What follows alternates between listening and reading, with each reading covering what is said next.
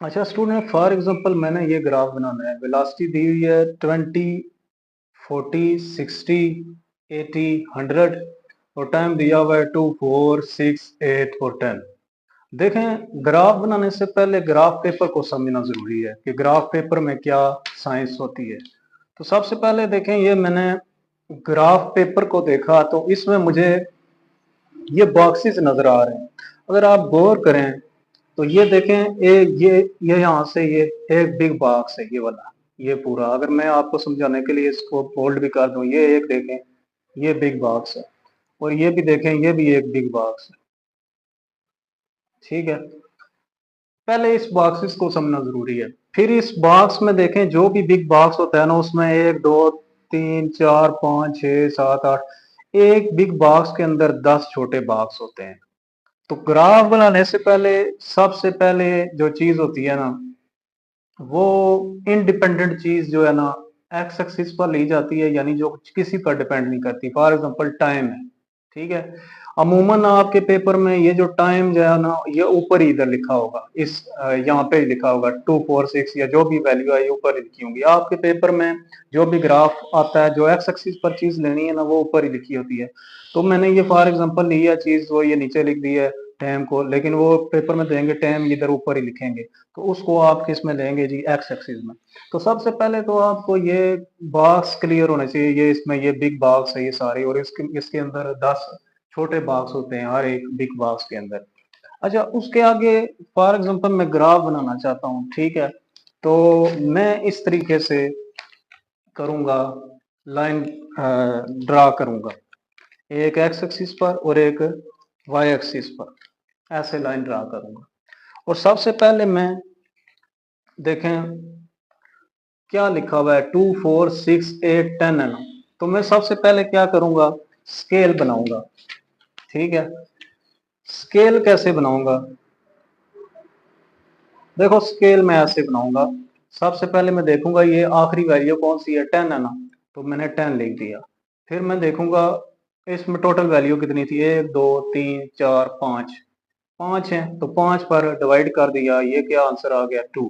तो मैं लिखूंगा कि एक्स एक्सिस, ये कौन सा था जी, X axis, one big box,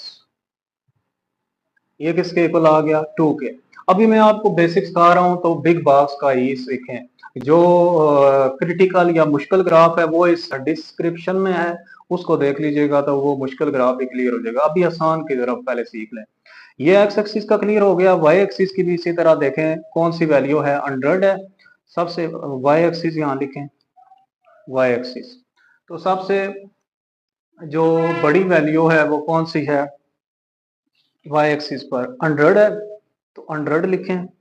divided by total value कितनी है, 1, 2, 3, 4, 5, 5 लिखेंगे, डिवाइड करेंगे जी 5, तो ये क्या आ जाएगा, 20।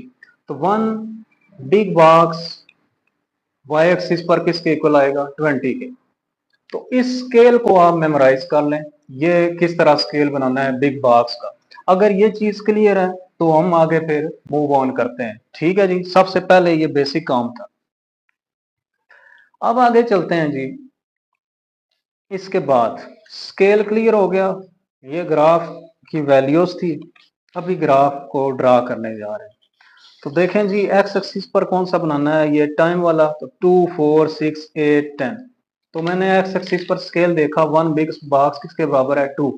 तो मैं यहाँ पे शुरू करूंगा, ये टाइम है, ये ये टाइम है। तो